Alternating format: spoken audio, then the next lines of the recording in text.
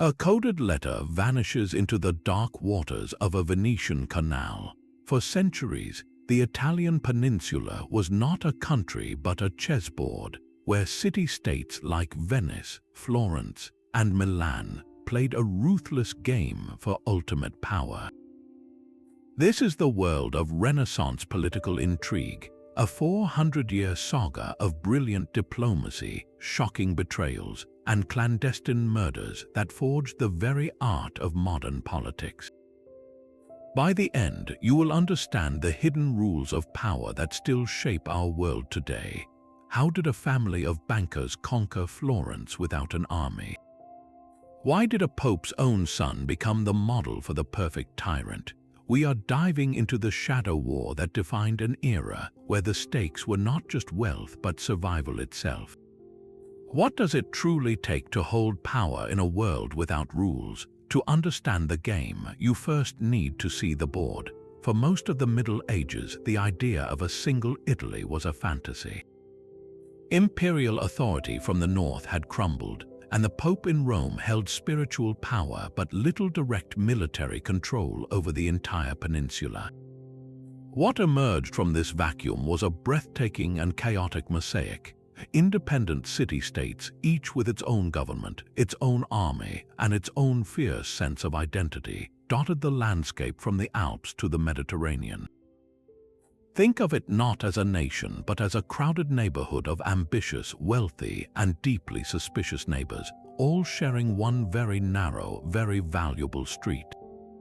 That street was the Mediterranean trade network, a river of gold flowing with spices, silk, and knowledge from the east. Control a port, control a mountain pass, control a river, and you controlled a piece of that wealth. This was the fundamental engine of the rivalry. Venice, the serene republic, was a maritime empire built on salt and ships. Milan, under the Visconti and later the Sforza families, commanded the fertile Lombard plains and the Alpine trade routes. Florence, the heart of the Renaissance, was powered by wool, banking, and breathtaking artistic patronage. To the south, the Kingdom of Naples was a feudal monarchy with ancient roots. And weaving through them all, both a player and a prize, were the Papal States, lands directly ruled by the Pope, making the spiritual leader of Christendom also a temporal prince desperate to defend his borders. The borders themselves were never fixed. They shifted with every marriage contract, every paid-off mercenary company, and every secret treaty signed by candlelight. This constant, simmering competition for land, trade, and prestige created a permanent state of Cold War, occasionally flaring into open conflict. And onto this stage stepped the actors who would turn Cold War into high art. First, the merchant oligarchs, men who understood that ledgers and loans could be more powerful than lances. Then, the Condottieri, the mercenary generals who sold their armies and their loyalties to the highest bidder, making warfare a calculated business transaction. Ambitious noble families like the Medici in Florence or the Sforza in Milan blurred the lines between commerce, politics, and outright tyranny, and overseeing it all, the popes, who were often less saintly shepherds and more shrewd political operators from powerful Italian families playing for the ultimate stakes. With no emperor to enforce peace and no shared national identity to unite them, these players were left with a simple, brutal reality. In a world without referees, you either mastered the hidden rules of power or you were consumed by those who did. The board was set, the pieces were moving, and the first lesson in this school of power was not about conquest but about perception. The game was played with three primary instruments, each more subtle than the sword. The first was diplomacy, but not as we know it today. This was the birth of modern espionage disguised as statecraft. The great innovation came from Venice with its web of trade routes and paranoid need for information. They created the system of resident ambassadors, men who lived for years in foreign courts. These were not just negotiators, they were state-sanctioned spies. Their official reports back to the Venetian Senate, called dispatches, were masterpieces of intelligence gathering. They detailed everything: the king's health, the mood of the people, the size of the treasury, the gossip in the halls. A Florentine ambassador in Milan might note the duke's new fortifications, while a Milanese agent in Rome would report on the pope's secret alliances. This created an endless, silent conversation of secrets, where knowledge of your enemy's next move was a currency more valuable than gold. To protect that currency, they developed a second tool: the art of secret communication. Diplomatic letters traveled dangerous roads vulnerable to interception, so they wrote in ciphers, complex codes where letters were substituted or transposed. Some used invisible ink made from lemon juice or milk that could only be revealed by holding the paper over a candle. The most sophisticated systems employed cipher keys that changed regularly, a constant cat-and-mouse game between codemakers and codebreakers. Imagine a Medici banker in Lyon receiving a seemingly innocent letter about wool prices. He heats it by the fire, and a hidden message appears detailing a rival's plot to freeze his assets. The written word became a weapon, and every courier was a potential point of failure. But not all intelligence came from sealed letters. The third tool was the human network, a shadow world of informants and agents. Servants were bribed to repeat conversations overheard in private chambers. Mercenary captains were paid to betray their employers' battle plans. Then there were the specialists, the sicarii.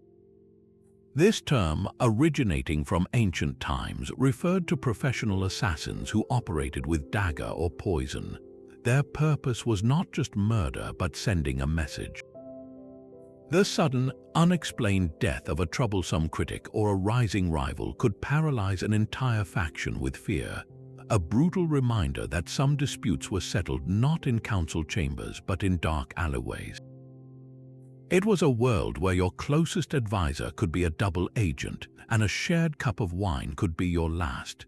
Yet the most brilliant rulers understood that raw power, maintained by spies and daggers, was unstable. Lasting control required the consent of the governed, or at least the illusion of it. This is where the final and most public tool came into play: propaganda. In an age before newspapers or radio, how did a ruling family justify its authority? Through art, architecture, and breathtaking public spectacle. The Medici did not simply rule Florence, they became its greatest patrons. They commissioned frescoes, sculptures, and buildings that wove their family symbol, the six balls, into the very fabric of the city. They staged lavish festivals and parades that displayed their wealth and generosity, positioning themselves not as tyrants but as benevolent fathers of the state. A magnificent palace was not just a home, it was a statement of unshakable power. A donated chapel was not just pious, it was a claim to divine favor. They crafted a public image so compelling that many citizens actively wanted them in charge, believing the city's glory was tied to the family's fortune.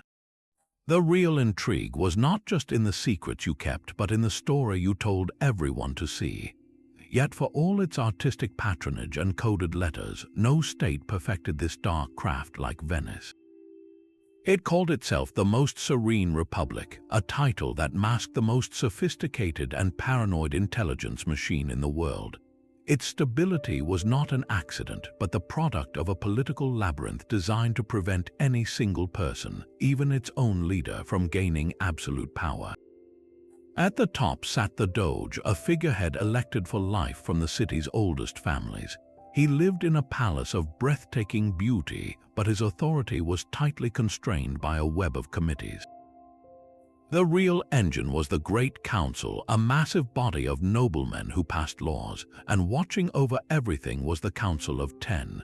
Created in the 14th century after a failed rebellion, this committee of 10 men, elected in secret, became Venice's permanent secret police and supreme court. Their mandate was the security of the state, and they answered to no one. They met in closed, soundproofed chambers, their identities often concealed even from each other by robes and masks during sensitive votes. The 10 could investigate anyone from a foreign ambassador to the Doge himself. They authorized surveillance, intercepting mail and placing informants in every tavern and guild hall.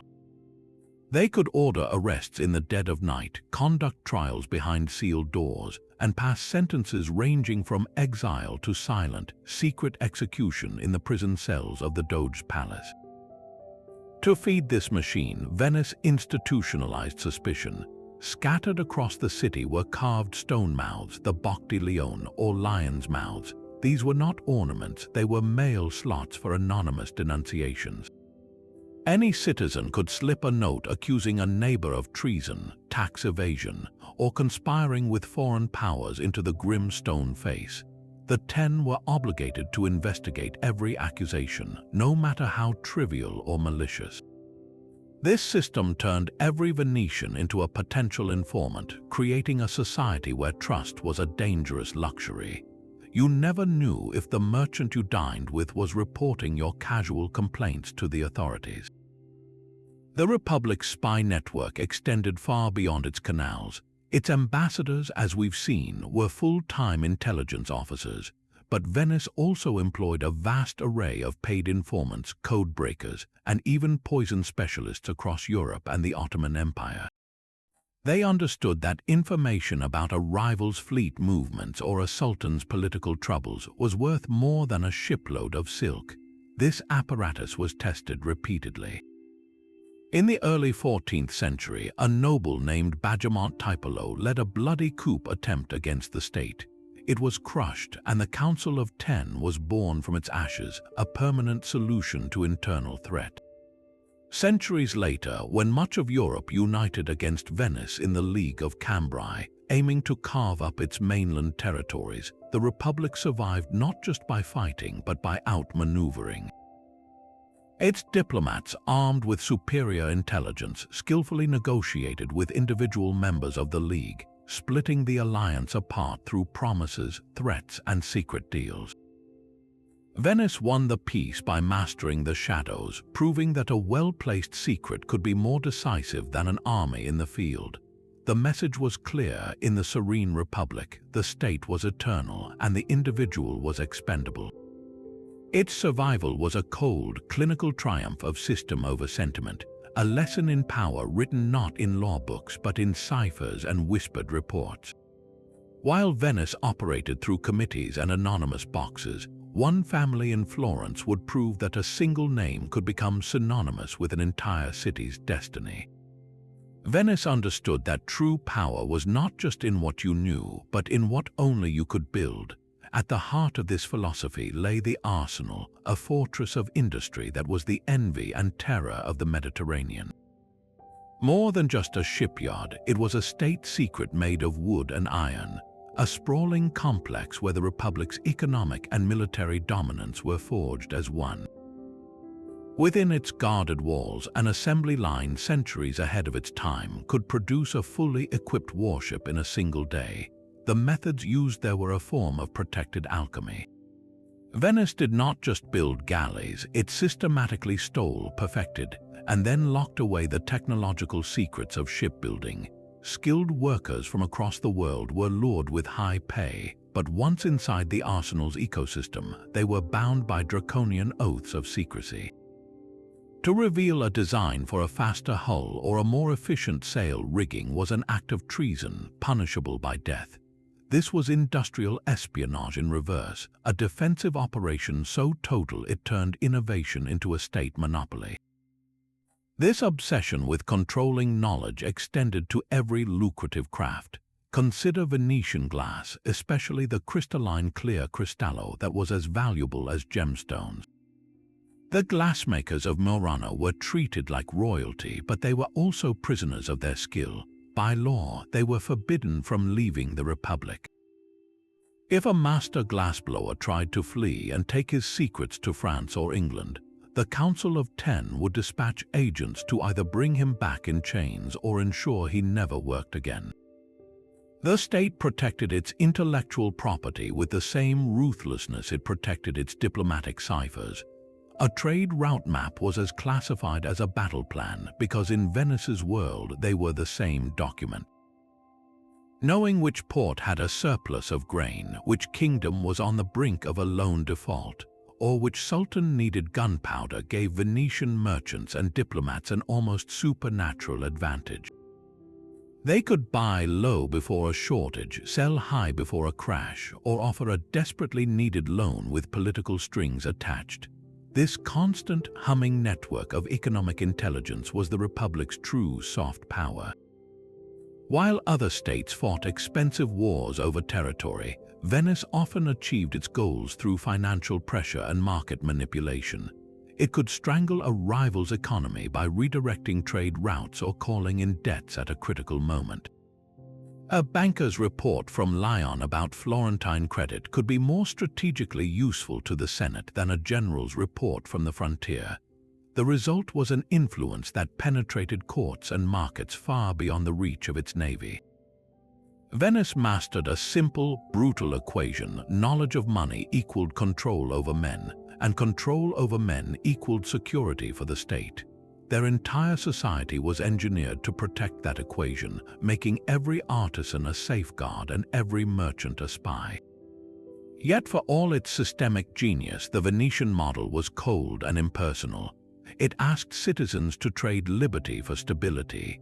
In Florence, a different, more volatile experiment in power was unfolding, one where a single family would learn that to rule the hearts of a people, you had to first master the art of the beautiful lie.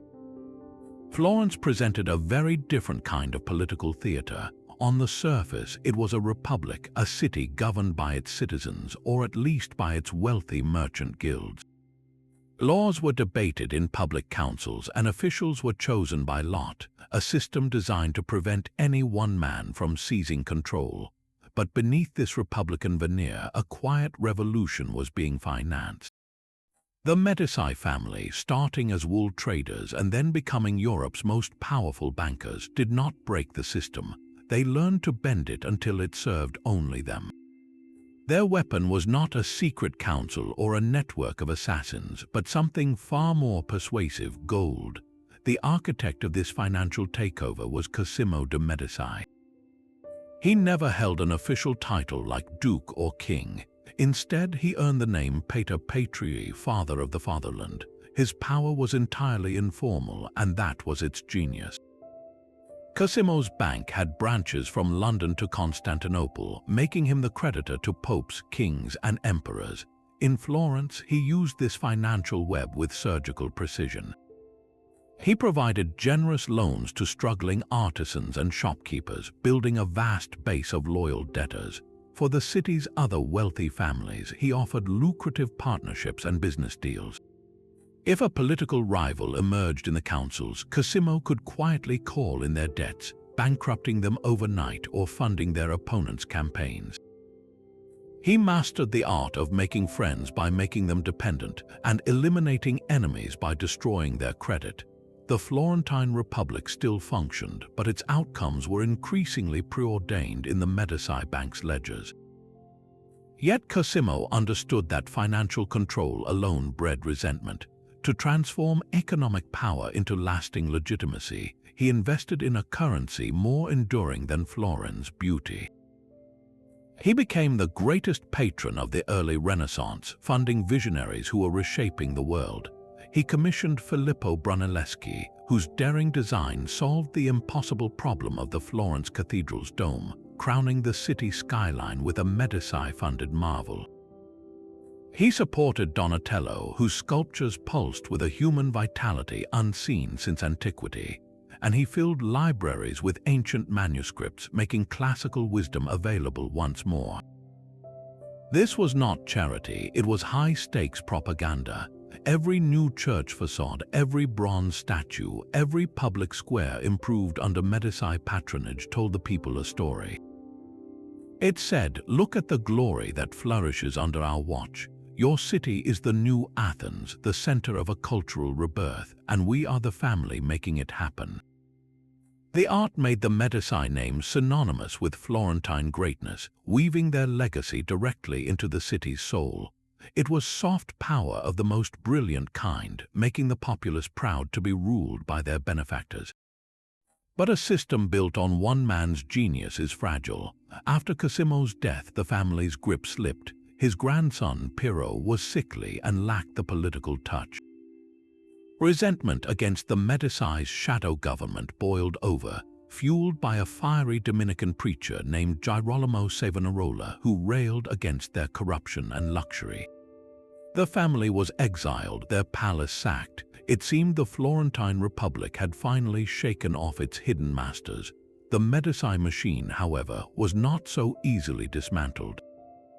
The family's wealth and connections remained, waiting for the right moment to restart the engine.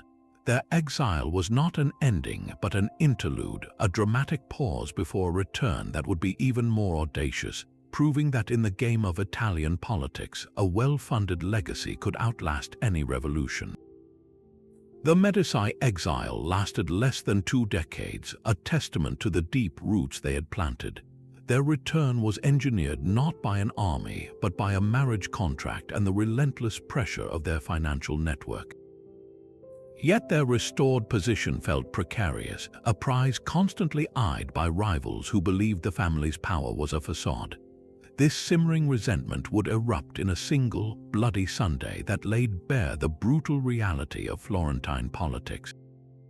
It happened on a bright April morning in the year 1478, inside the sacred heart of the city, the Florence Cathedral. The occasion was high mass, the cathedral packed with the city's most powerful citizens.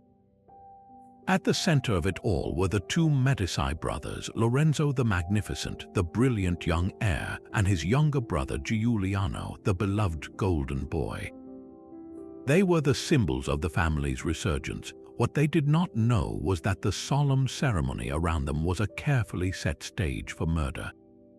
The plot was the Pazzi conspiracy, a plan of breathtaking audacity hatched by the rival Pazzi banking family. They were backed by Pope Sixtus IV, who resented Medici influence and coveted their wealth, and even the Archbishop of Pisa, a man of the cloth turned conspirator. Their goal was simple: decapitate the Medici regime in one violent stroke, in God's own house, in front of the entire city. As the Mass reached its climax, the moment of consecration when all eyes would be lowered in prayer, the assassins struck. Giuliano de Medici was surrounded. He was stabbed 19 times, falling dead before the altar. Lorenzo, across the cathedral, was attacked simultaneously.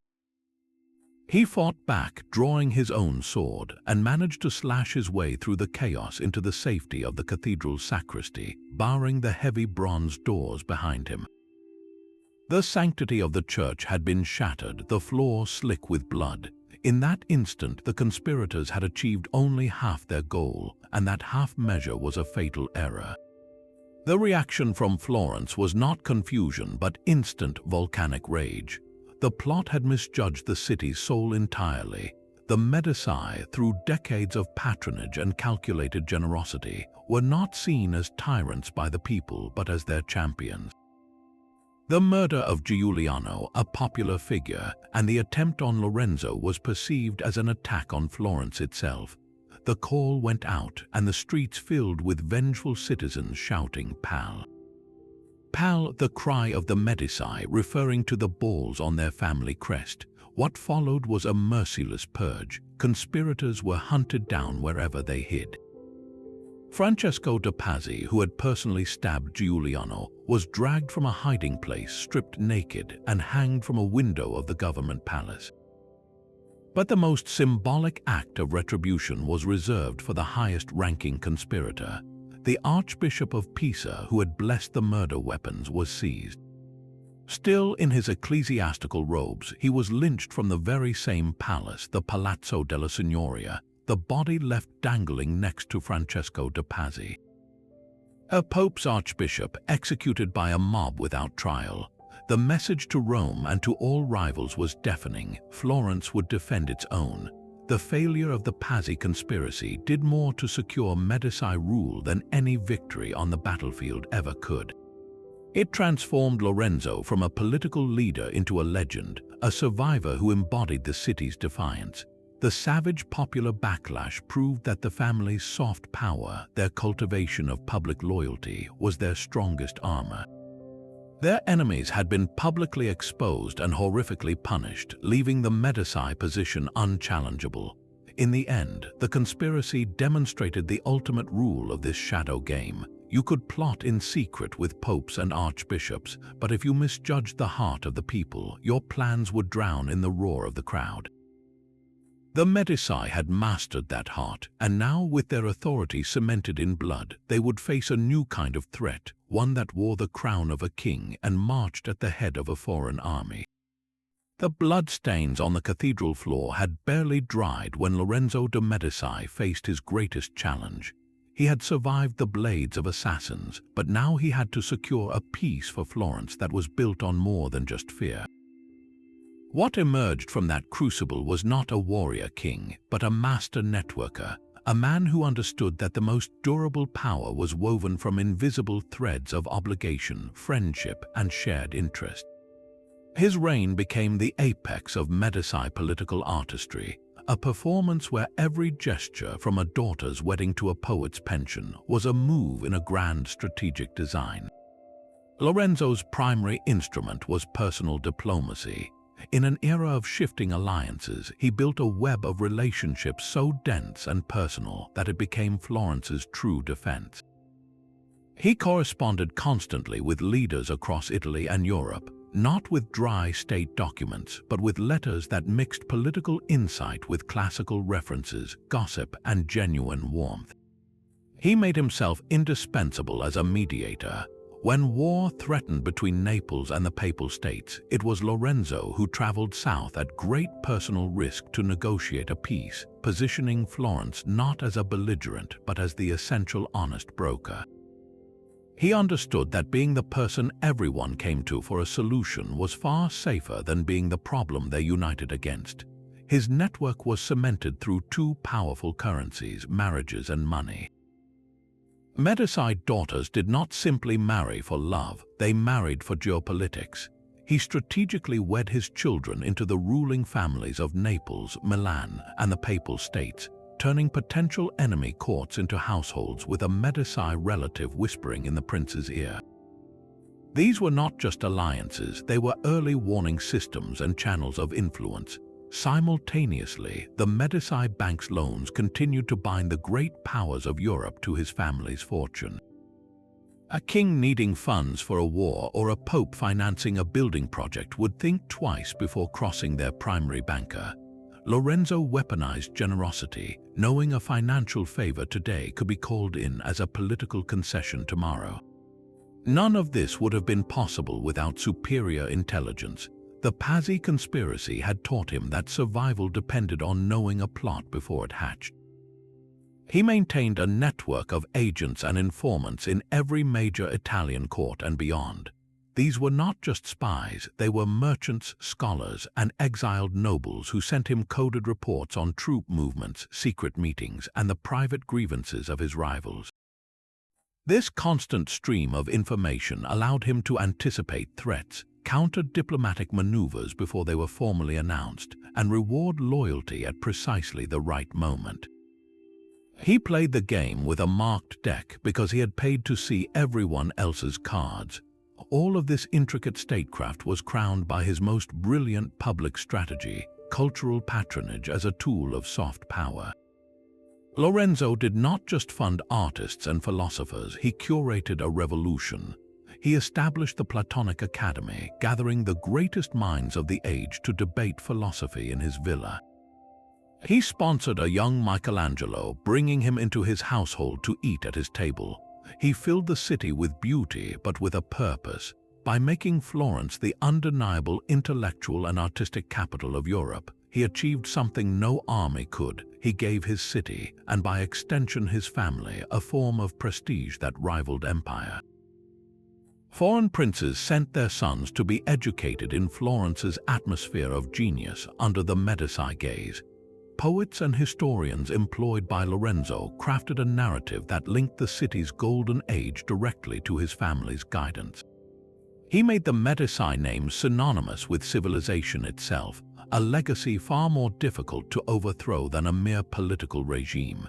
In the end, Lorenzo the Magnificent proved that true power was not about controlling territory, but about controlling the story, the relationships, and the very definition of greatness. He built a throne made of marble, poetry, and personal letters, and for a glorious moment it made Florence the center of the world. While Florence wove power from gold and beauty, Milan built its dominion on iron and ambition. This was the land of the Condottieri, where the line between hired general and sovereign prince was drawn only by strength. For over a century, the Visconti family had ruled with a mailed fist, their emblem a coiled viper, a fitting symbol for a state whose politics were venomous and swift. Their rule ended not with a peaceful succession, but with a vacuum of power and a brilliant, opportunistic marriage. The man who stepped into that void was Francesco Sforza, the greatest mercenary captain of his age. For years, he had sold his sword and his army to the highest bidder, including the Visconti themselves. His ultimate prize, however, was not a payment of gold, but a wedding ring. He married Bianca Maria, the illegitimate but recognized daughter of the last Visconti duke. When the duke died without a legitimate male heir, Francesco used his wife's claim, and more importantly, the loyalty of his seasoned mercenary troops to besiege Milan itself. The citizens, weary of chaos, opened the gates to the man who promised order.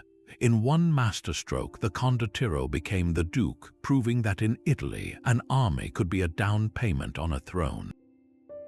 But the viper's nest did not grow calm under a new master, it simply found new snakes. The Sforza dynasty, born from a soldier's daring, was consumed by the very family intrigues it had exploited. Milan earned its grim nickname not from external wars, but from the constant, simmering betrayals within the palace walls. Sforza brothers plotted against each other for control of the duchy. Cousins formed secret factions, each backed by different foreign powers eager to weaken Milan from within. Trust was the first casualty in this family, where a shared bloodline seemed only to sharpen the knives. The reign of Galeazzo Maria Sforza, Francesco's son, exemplified this brutal volatility. He was a ruler of grotesque contrasts, a patron of music and learning who was also a capricious tyrant known for his sadistic whims. He maintained a private torture chamber beneath the castle and ruled through a pervasive network of spies, turning his own court into a prison of paranoia. His excesses and cruelty forged a coalition of his enemies, culminating in his assassination on the steps of a church by 3 noble conspirators, a bloody echo of the Pazzi plot but born from within his own tortured realm. The aftermath of such violence often left a child on the throne, and that is when the real political chess began. Enter the figure of the regent, a role that demanded cunning to survive. Bona of Savoy, the widow of Galeazzo Maria, became regent for her young son. She was a foreign princess in a den of scheming uncles and cousins, each vying to control the boy duke and through him the state. Bona navigated this minefield with a ruthless pragmatism that would have made her husband proud. She formed her own party, exiled her most dangerous rivals, and leveraged Milan's strategic position to play the great powers of France and the Holy Roman Empire against each other, securing her son's position. Her rule was a case study in how a regent could wield power by mastering the same tools of manipulation and force as any duke, proving that in the viper's nest, even the guardians had to become serpents. Milan under the Sforzas stands as the ultimate case study in power derived purely from military force and dynastic hunger. There was no elaborate republican facade as in Florence, no centuries-old bureaucratic machine as in Venice. Here, the state was the family, and the family was its army. Stability was a fleeting moment between conspiracies, bought with mercenary loyalty and maintained by terror. The Sforza story reminds us that while art and banking could build a legacy on the battle-scarred plains of Lombardy, it was always the Condottiero with the most loyal soldiers and the duke with the least scruples who held the castle until the next viper in the nest decided it was their turn. While Milan's power was built on the loyalty of soldiers, the ultimate authority in Italy claimed a divine mandate. In Rome, the spiritual heart of Christendom, a new family would demonstrate that even the throne of St. Peter could become a weapon for earthly dynasty. The election of Rodrigo Borgia as Pope Alexander VI in the year 1492 was a masterpiece of corruption. It was not a moment of spiritual revelation, but a calculated auction. Borgia, a cardinal from Spain, openly bribed his fellow cardinals with promises of gold, castles, and church offices. The sacred conclave became a marketplace, and Rodrigo purchased the papacy with a fortune so vast it shocked even a cynical age. He took the name Alexander after the ancient empire builders, a fitting choice for a man whose ambitions were purely territorial. His goal was not to save souls, but to forge a Borgia kingdom in the heart of Italy, using the Papal States as his personal army's playground. And for this grand, secular project, he relied on two infamous lieutenants, his own children. Cesare Borgia was the sword. Handsome, charismatic, and utterly without mercy, he became the model for Niccolò Machiavelli's ideal prince. After resigning his cardinal's hat, a move that itself scandalized Europe, he took command of the papal armies. His campaign was a blitz of terror and tactical genius. He marched through the regions of Romagna, toppling one petty lord after another. His methods were brutally efficient. He would invite a rival to a banquet under a flag of truce, only to have him strangled in a back room once the plates were cleared. Towns that surrendered were spared, those that resisted were sacked without pity. Cesare understood the theater of fear, making examples so gruesome that the next city would throw open its gates at the mere sight of his banners.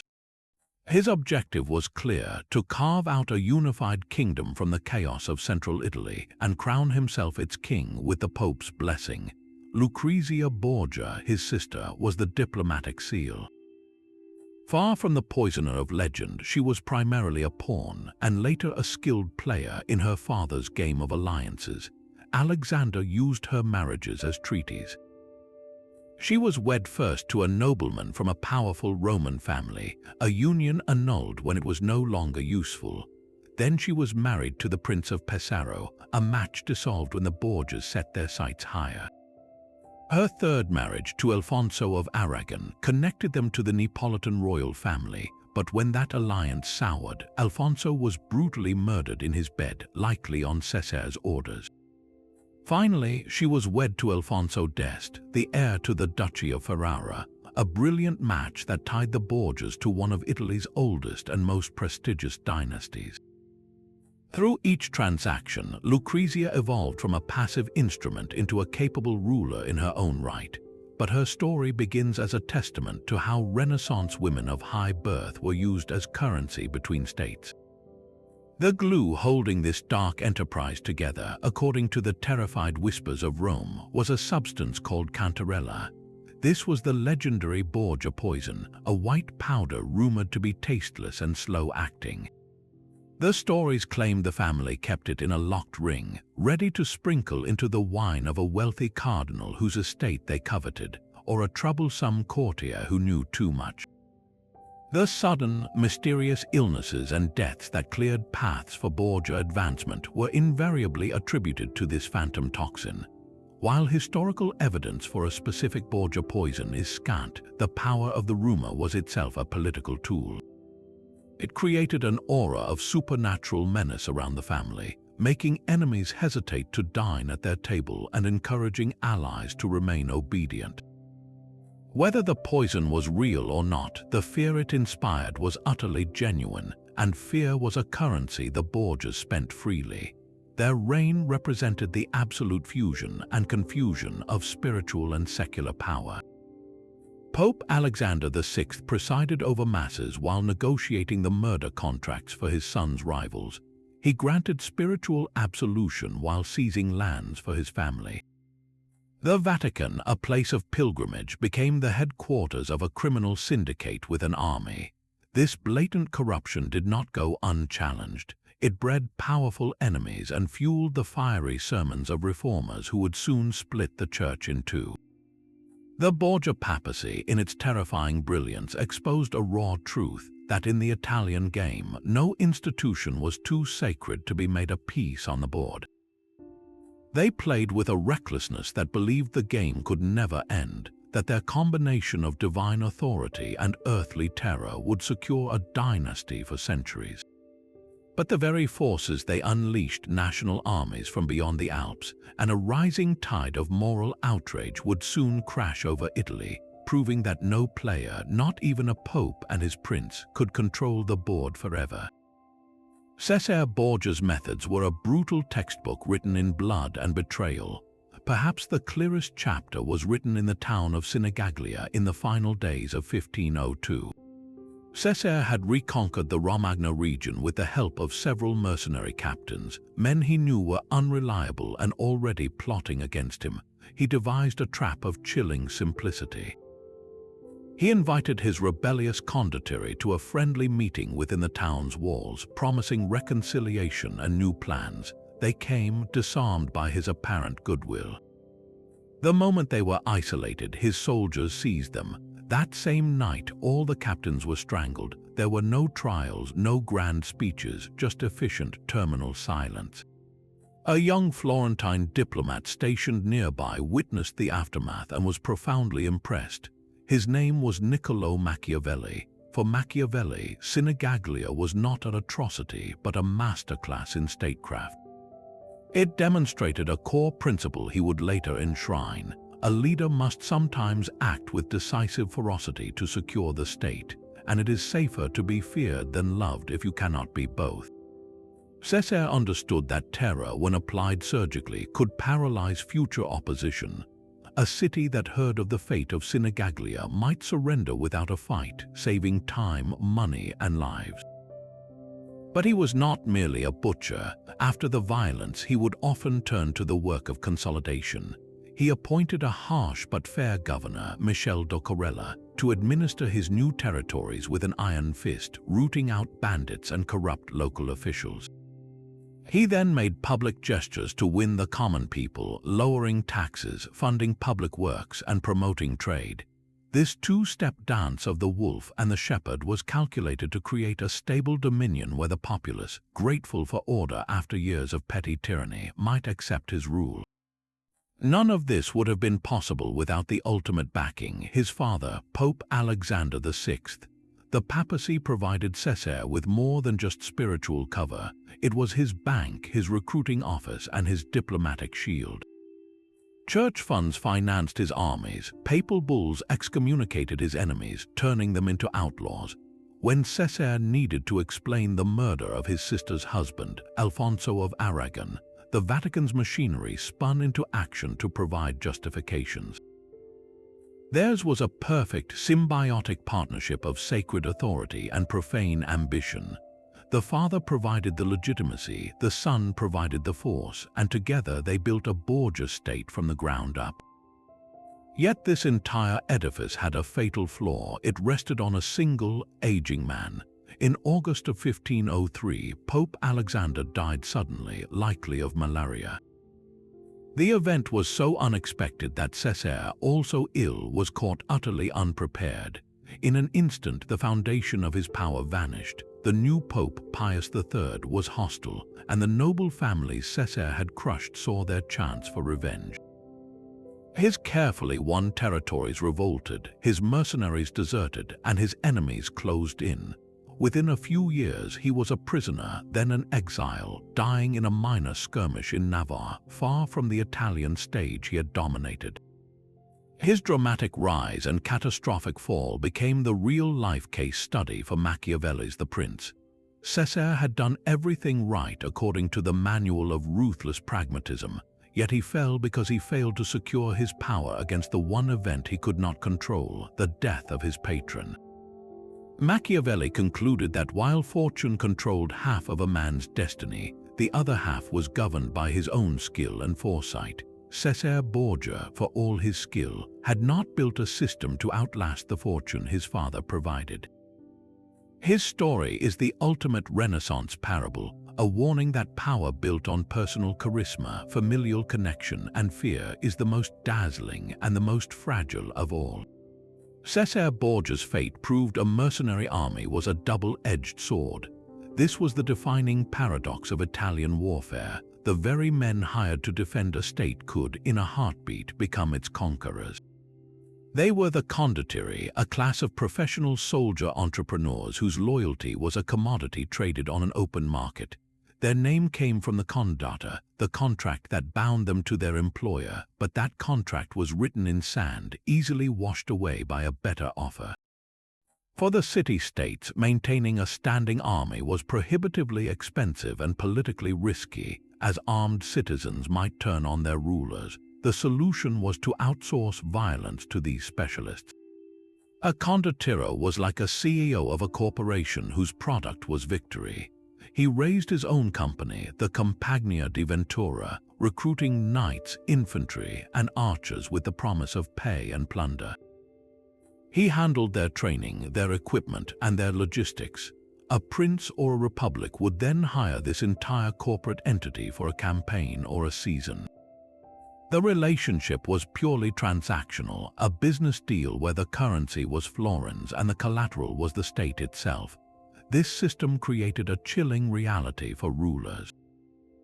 Your greatest military asset was also your most likely usurper. A successful condottiero camped outside your city walls with thousands of loyal, battle-hardened troops held immense leverage. He could demand higher pay, threaten to break his contract and join your enemy, or simply decide that the city he was hired to protect looked better with him inside its palace. Managing a condottiero became the most delicate art in the Italian political playbook, a constant dance of flattery, payment, and veiled threat. Consider the career of Sir John Hawkwood, an English knight who fought in the 100 Years' War before bringing his ruthless expertise to Italy. His company, the White Company, was feared for its discipline and ferocity. Hawkwood sold his services to the highest bidder, switching sides between Florence, Milan, and the Papal States with cold pragmatism.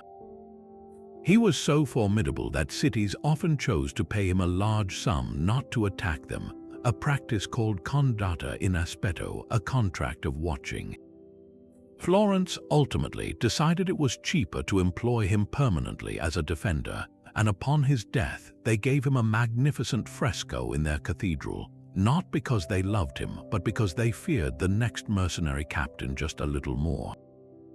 Then there was Bartolomeo Colleoni, a condottiero who served Venice for decades. His loyalty was relatively steadfast, but it came at a premium.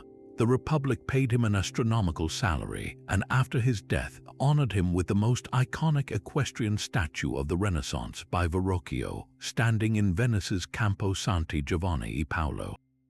This was not mere gratitude, it was a calculated message to other condottieri: serve us well, and you will achieve immortal glory.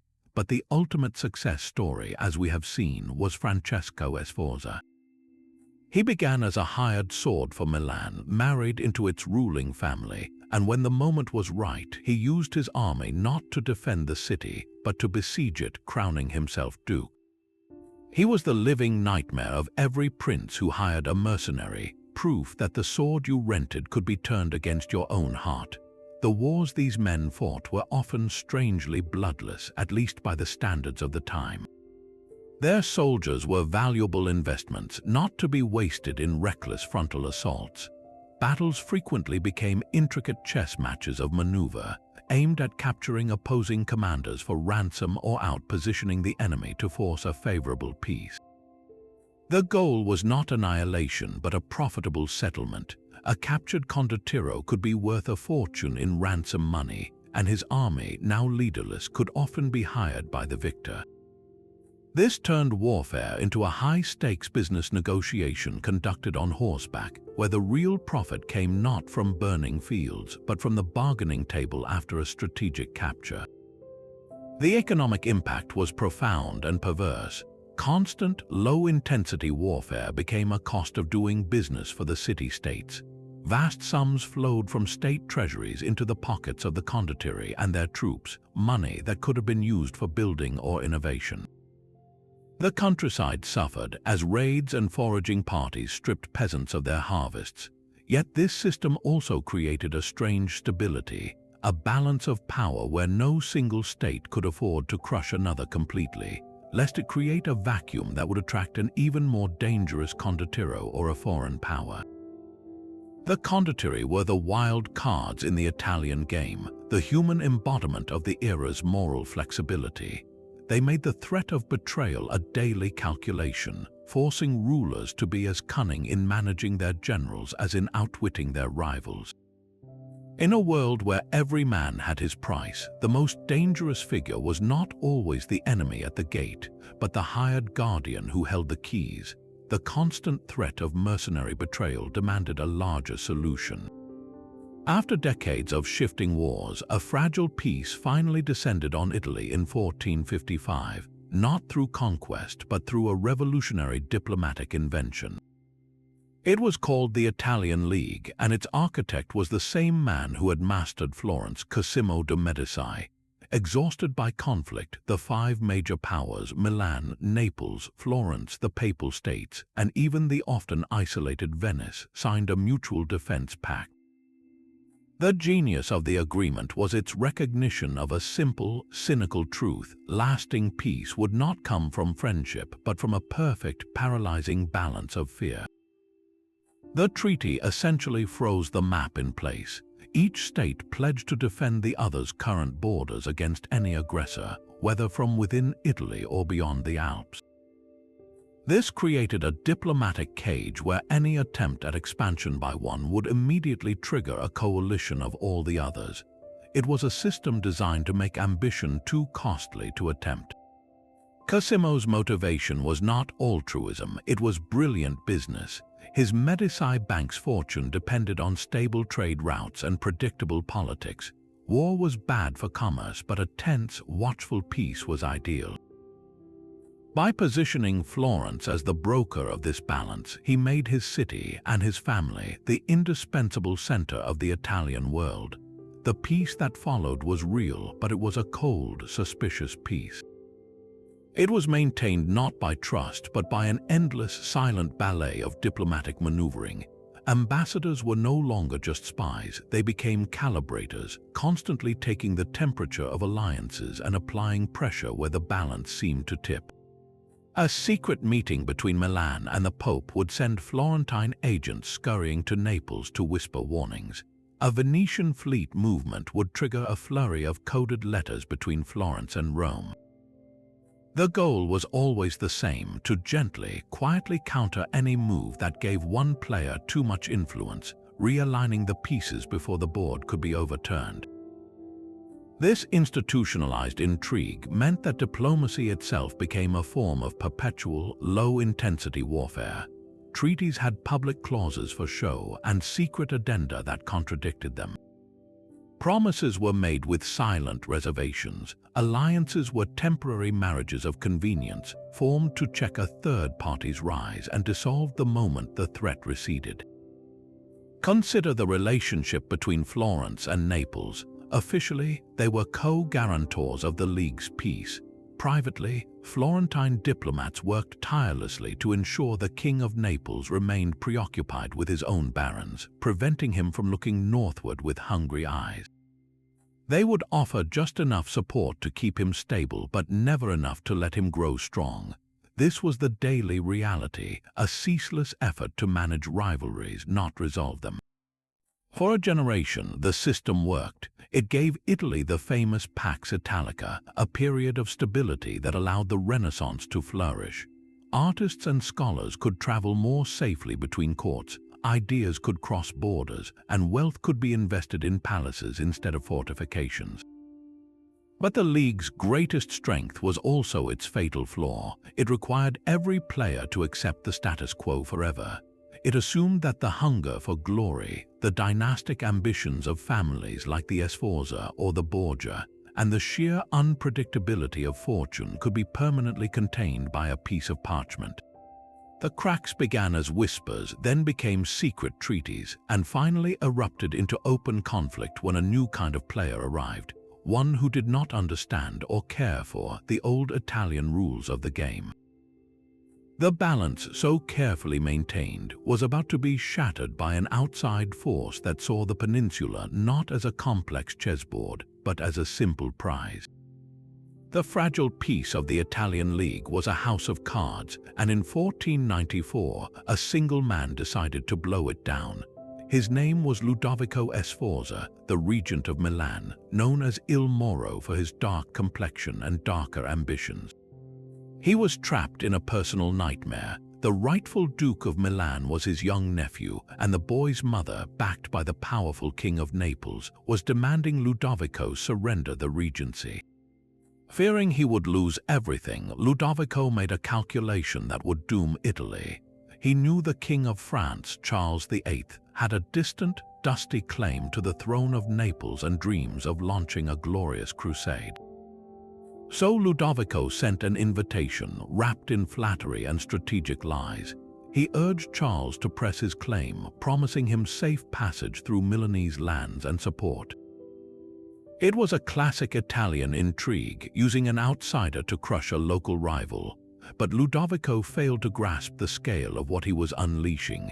Charles VIII marched south with an army the likes of which Italy had not seen, a modern force of 30,000 men with Swiss pikemen, mobile bronze cannons, and a hunger for conquest. This was not a Condottieri chess match, it was a sledgehammer. The Italian states, paralyzed by their own secret agendas, watched him pass. Florence, terrified, expelled the Medici and surrendered without a fight. The French army rolled through the peninsula like a storm, entering Rome itself. The balance of power was not just shattered, it was pulverized, and in the eye of this storm, the master of opportunism saw his chance. Pope Alexander VI, the Borgia Pope, faced the French king not with armies but with cunning. He initially barred Charles from Rome, but when the cannons were aimed at his walls, he switched tactics. He allowed Charles to enter, hosted him, and then negotiated a secret deal. In exchange for the Pope's blessing, Charles agreed to help Alexander's son, Cesare Borgia, with his own campaigns. Alexander had just allied the Vicar of Christ with a foreign invader for family gain, but the Pope was playing a double, even triple, game. He knew Charles's position was unstable and that other powers were circling, especially Spain. So even as he dealt with France, Alexander was sending assurances to the Spanish monarchs Ferdinand and Isabella. When Charles finally took Naples with shocking ease, his victory was short-lived. The other Italian states, finally grasping the existential threat, formed a league against him. More critically, Spain, now seeing France as a rival for control of Italy, entered the fray. Alexander, ever the survivor, pivoted again, now supporting the Spanish and the Italian League to push the French out. His loyalty was not to Italy or to Christendom, but to whichever power could secure the Borgia family's future at that exact moment. The Italian Wars had begun, a 60-year nightmare of shifting alliances where Italy became the battlefield for European superpowers. The tragic pattern repeated for decades. Time and again, when France or the Holy Roman Empire invaded, the Italian city-states could not present a united front. Old hatreds ran too deep. Venice might secretly fund the French to weaken Milan. Florence might stay neutral to protect its banking interests. The Pope might support Spain in the south but make a separate peace with France in the north. Every state was willing to cut a private deal with the devil if it meant gaining a temporary advantage over its neighbor. They were so expert at the small game of local betrayal that they became helpless in the face of the large game of national survival. The Condottieri system collapsed against the disciplined national armies. The intricate diplomacy of resident ambassadors was overwhelmed by the crude demands of foreign kings. The wealth of the banks was looted to pay for endless, devastating wars. Cities that had been jewels of art and learning were sacked and occupied. The Italian wars were the catastrophic bill coming due for 4 centuries of brilliant, self-serving intrigue. The players had been so focused on winning the next move against the rival across the valley that they never noticed the new players arriving from beyond the mountains until those players took the entire board. The ultimate expression of power was the power to erase a life without a trace. Assassination was not a last resort in Renaissance Italy. It was a standard instrument of policy, refined into both a science and a brutal form of theater. The methods chosen revealed the killer's intent, balancing discretion with the message they wished to send. For the cleanest, most deniable removal, poison was the artisan's tool. It required patience, access, and a knowledge of herbs that blurred the line between apothecary and executioner. The classics were arsenic, known as inheritance powder for its popularity among impatient heirs, and cantarella, the rumored Borgia specialty. Administration was an art form. A few drops in a shared flagon of wine at a banquet could strike down a target days later, the symptoms mimicking a sudden fever or dysentery. More intimate methods included poisoned gloves, where toxins were absorbed through the skin, or treated letters, licked to seal the wax. The goal was a death that could be plausibly attributed to bad luck or divine judgment, allowing the perpetrator to mourn publicly while securing their gains privately. This created a climate of profound paranoia, where every gift of food, every new servant, and every unexplained ache became a potential death sentence. When the message itself was more important than secrecy, the dagger spoke plainly. A public knife attack was a declaration of war, a statement so bold it often rallied allies as much as it eliminated an enemy. We have seen the shocking violence of the Pazzi conspiracy in Florence's cathedral. That same brutal logic played out in Milan years later, when Duke Galeazzo Maria Sforza, a tyrant known for his cruelty, attended Mass at the Church of Santo Stefano. As he knelt in prayer, 3 noble conspirators surrounded him and stabbed him to death before the altar. The setting was no accident. Killing a ruler in a holy place was a symbolic act, suggesting his tyranny had forfeited divine protection. It was also tactical, as men were often less guarded in church without their full retinue of armed guards. These public spectacles of violence were meant to be seen to trigger a political earthquake. They were high risk, for they almost guaranteed a ferocious backlash, but for plotters seeking to ignite a popular revolt or shatter a regime's aura of invincibility, the dramatic statement was worth the danger. Between the silent poison and the shouting dagger lay the staged accident, a masterpiece of political stagecraft. A fall from a horse during a hunt, a sudden collapse after a meal, a tragic drowning in a shallow river. These were the preferred exits for figures whose open murder would be too inconvenient. The beauty of the accident was its ambiguity. It prevented the martyrdom of the victim and avoided the obligatory cycle of vendetta that a clear murder demanded. Rivals could express sympathy while quietly dividing the spoils. Popes, in particular, mastered this dark art during conclaves.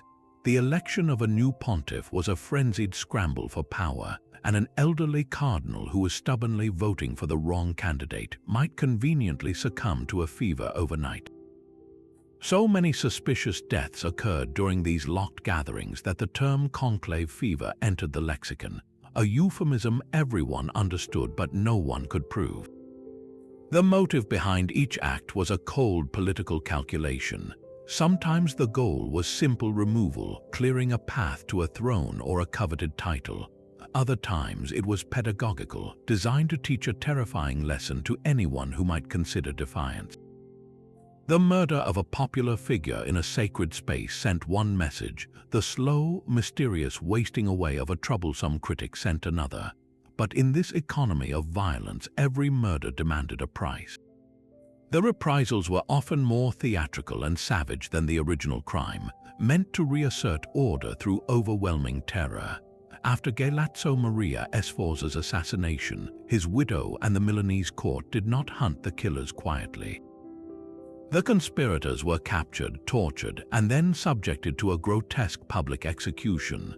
They were literally torn apart, a ritual known as quarto, their dismembered bodies displayed throughout the city as a grisly warning. This was the final, brutal logic of the assassin's art. In a world where power was constantly contested, violence had to be answered with even greater violence. a performance of cruelty meant to convince everyone watching that the state or the family was still in control. It was a vicious cycle where the dagger that ended one life inevitably forged the blade that would seek revenge. While the chronicles often sang of princes and popes, the real Game of Thrones was played in quieter rooms. Behind the grand public dramas of assassination and invasion, a parallel network of power operated, one where the players wore gowns, not armor. To view Renaissance intrigue as a male-only domain is to miss half the board, for women were not just pawns in this game, they were its most subtle and resilient masters. Their weapons were not poison or steel, but letters, marriages, and the brilliant curation of culture. In the Shadow Court, they built empires of influence that often outlasted the flashy conquests of their husbands and sons. Consider Isabella d'Este, the Marchesa of Mantua. Her small state was wedged between the giants of Milan and Venice, a position that should have meant swift conquest. Yet Mantua remained independent for decades, largely due to Isabella's genius. She created one of the most vast and sophisticated diplomatic correspondence networks in Europe. Her letters, thousands of them, went to kings, artists, generals, and popes. Through them, she brokered alliances, gathered intelligence, and positioned herself as the essential intermediary. When her husband was captured in war, it was Isabella who negotiated his release, not with an army, but with relentless, shrewd diplomacy. She was also a legendary patron, turning her court into a glittering hub of art and music that attracted the finest minds of the age. This cultural capital made her a figure of immense prestige, someone every power wanted on their side. Her influence was a fortress built of ink, paint, and impeccable social grace. Lucrezia Borgia's story reveals the brutal trajectory from pawn to player. As we have seen, her father Pope Alexander VI used her marriages as political transactions, moving her from one husband to another to secure Borgia alliances. She was the ultimate dynastic currency, but her third marriage to Alfonso d'Este, heir to Ferrara, changed everything. Arriving at the sophisticated Este court, she was initially met with suspicion as a Borgia outsider. Yet Lucrezia skillfully reinvented herself. She became a devoted patron of the arts and a generous benefactor to religious orders, crafting a new image of piety and refinement. When her husband was often away, she served as regent, governing Ferrara with noted competence. She mediated disputes, managed state finances, and even negotiated with the fearsome Cesare Borgia, her own brother, to protect Ferrara's interests. The woman who entered history as a scandalous bride evolved into a respected and effective ruler, proving that even those who begin as pieces on the board could learn to move others. Then there was Caterina Sforza, a figure of pure, defiant force.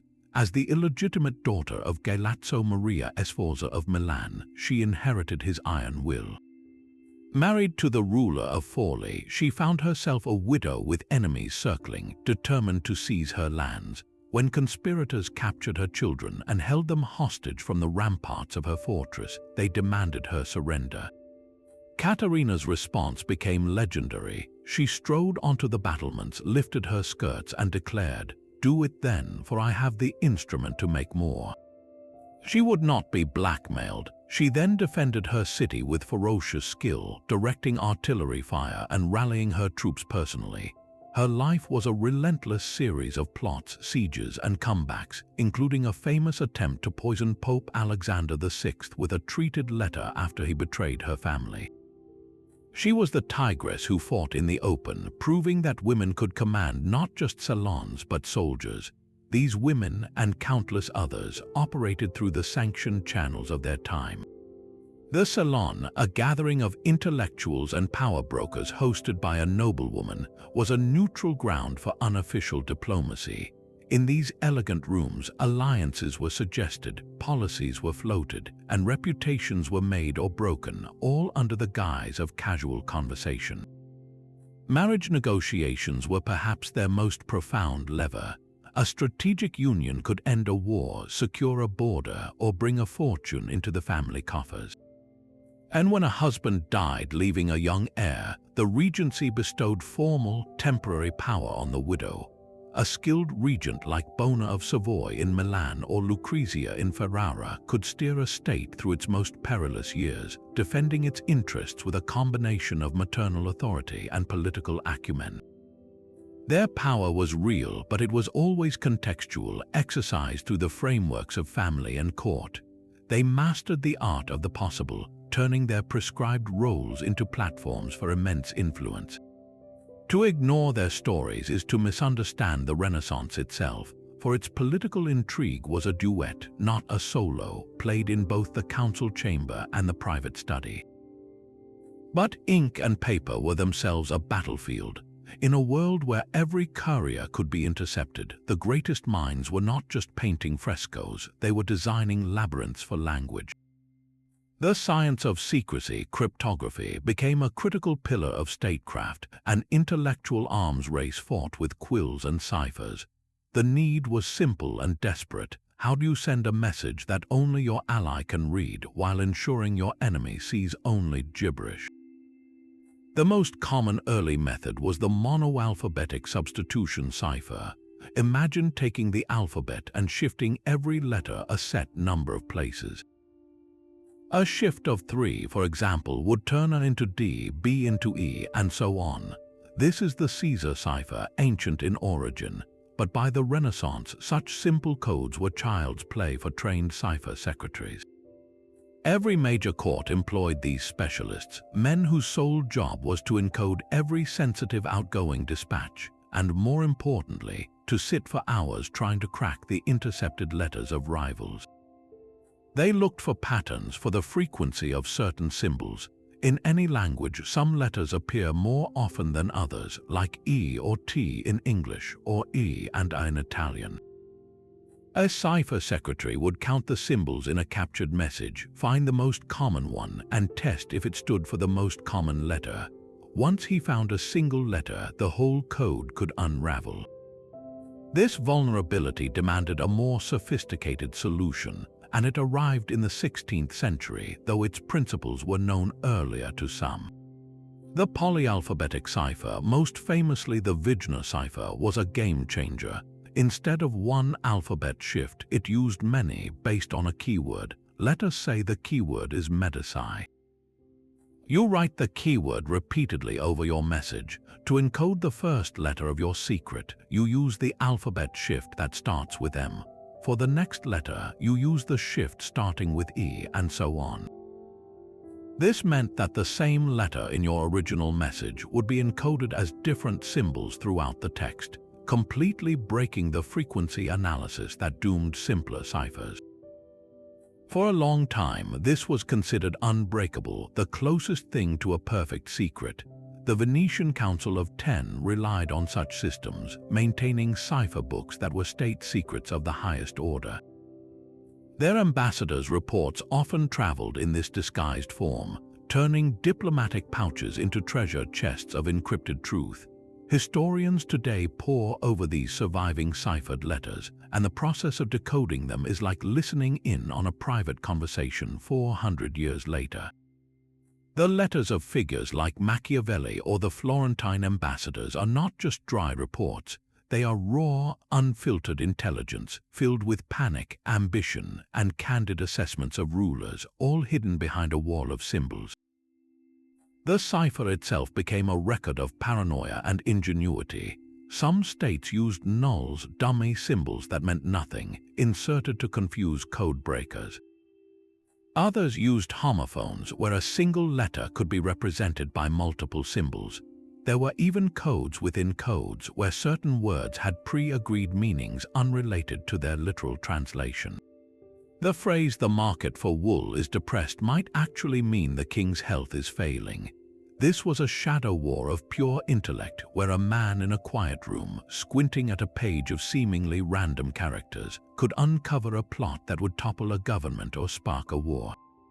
The security of the state literally rested on his ability to think one step ahead of another man in another quiet room just across the border. And as these hidden messages flowed, they created a parallel, secret history of the Renaissance, one written in a language only the powerful were meant to understand. Yet the most sophisticated ciphers were useless without a physical network to carry them. This is where the bankers entered the game, not merely as financiers, but as the architects of the Renaissance world's nervous system. A ledger entry could be a more potent weapon than a legion, and a letter of credit could carry a secret more explosive than any state dispatch. The great banking families, the Medici of Florence, the Peruzzi before them, and later the German Fuggers, built empires of debt that doubled as empires of influence. Their power was not in castles but in connections, a web of gold that ensnared popes, kings, and republics alike. To understand their method, consider a simple transaction. A king, perhaps of England or Naples, needs a vast sum to wage war. He turns to the Medici Bank, which has a branch in his capital. The bankers agree, but the loan comes with invisible strings. The interest is high, of course, but the real price is political. The king might grant the Medici exclusive rights to mine alum, a crucial mineral for fixing dyes in the textile trade. Or he might promise to support Medici political interests in Florence or block the business of their rivals. The bank did not just lend money, it purchased futures in power. A default was not merely a financial loss, it was a diplomatic lever. If that same king later acted against Medici interests, the bank could suddenly and publicly call in the entire debt, triggering a fiscal crisis that could cripple his reign. This was financial warfare conducted quietly from a counting house. The bank's physical structure made it the era's most efficient intelligence agency. Each branch from London to Constantinople was a listening post. The manager in Bruges was not just moving wool profits, he was noting the mood of the Burgundian court, the strength of local militias, and the gossip about the French king's health. He sent regular reports back to Florence, mixing market data with political analysis. This constant flow of information gave the Medici a panoramic, real-time view of European affairs that no single monarch could match. They knew about crop failures, royal mistresses, and military preparations long before official ambassadors received word. When a crisis loomed, the Medici in Florence often knew the outcome before the battle was even fought, because they had already calculated who could afford to pay their troops. This intelligence informed every loan, every investment, and every political alliance they made. They bet on winners because they had the inside information to know who the winner would be. Beyond loans and intelligence, bankers mastered the subtle art of economic manipulation. One potent tactic was the strategic call of credit. Imagine a rival city-state, say Siena, competing with Florence. If the Medici and their allied banks suddenly refused to honor Sienese letters of credit or called in short-term loans to Sienese merchants, it could freeze trade, cause a panic, and trigger a depression. Without the liquidity to buy grain or pay soldiers, Siena's government would be paralyzed, forced to come to the bargaining table on Florence's terms. Another tool was currency. By controlling large reserves of gold and silver, a bank could influence exchange rates, subtly devaluing a rival's currency to make their exports more expensive and their economy weaker. This was siege warfare conducted with numbers, starving an opponent of capital instead of bread. The ultimate expression of this power was the ability to make or break a pope. The papal tiara was the most expensive hat in Christendom. The ceremony, the bureaucracy, and the endless wars required staggering sums. The Medici and later the Fuggers became the Vatican's perpetual creditors. When a cardinal needed to bribe his way into a conclave, he often borrowed from them. This meant that upon election, a new pope was frequently deeply indebted to a banking family. The returns were immense. The bank would be granted the right to collect papal taxes across entire countries, taking a hefty percentage for themselves. They received monopolies on commodities like alum, which was found on papal lands and was essential for the European cloth industry. In effect, the bankers became partners in running the church's temporal affairs, their financial health intertwined with the spiritual authority of Christendom. A displeased banker could tighten credit, making it impossible for the Pope to pay his soldiers or fund his projects, effectively holding the Holy See hostage to its debt. This fusion of finance and politics created a new kind of sovereign, one who ruled from a desk. The banker's power was abstract, global, and terrifyingly flexible. He commanded no armies, but kings marched on his credit. He held no official title, but popes deferred to his counsel. His weapons were numbers in a ledger, his spies were accountants, and his battles were won in the silent, decisive moment when a line of credit was denied. In the grand theater of Italian intrigue, the men in rich robes who calculated interest in quiet rooms were often the ones writing the script for the men in armor shouting on the stage. They proved a timeless truth that debt is the oldest form of bondage, and the one who holds the purse strings ultimately holds the power. He was the ultimate insider, a man who saw the gears of power from within and wrote their manual.